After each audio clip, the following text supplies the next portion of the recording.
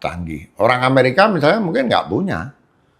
Orang Eropa pun mereka kalau Yunani itu disebut Barat misalnya, saya kira budaya Yunani antikuitas itu sudah nggak mendapatkan tempat khusus kecuali di lingkungan-lingkungan tertentu, gitu ya. Mungkin di Eropa, mungkin budaya Latin, tapi budaya Latin itu lebih rasional ketimbang budaya Yunani yang sedikit banyak lebih timur menurut saya. Ya. Nah Indonesia ini menurut saya sangat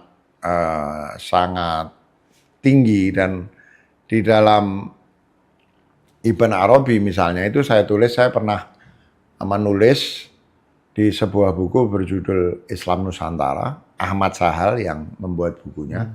Saya menulis panjang lebar dan antara lain saya mendapati di dalam Ibn Arabi itu ajaran tentang adanya orang-orang bijak yang bukan nabi atau rasul, yang oleh Allah diberi namus, semacam syariah tapi disebut namus. Ibn Arabi menyebut karena jamak nawamis gitu, yang menjadi guide bagi bangsanya. Dan saya percaya bahwa di Nusantara ini banyak seperti orang-orang bijak seperti itu. Betul.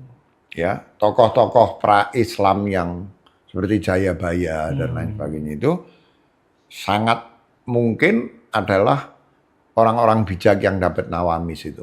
Saya pernah membaca misalnya kalau dikumpul-kumpulkan itu ada lebih dari 160 agama lokal di Indonesia. Ya. Dan saya pernah diundang dalam satu konferensi filsafat Indonesia.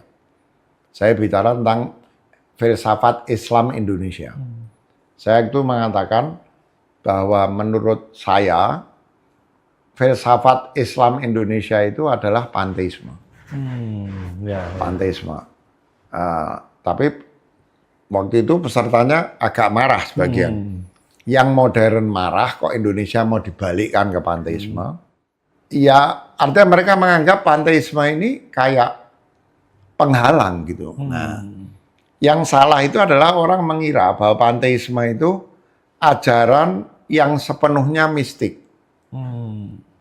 Yang di dalamnya orang beranggapan bahwa makhluk itu adalah Tuhan. Padahal tidak begitu.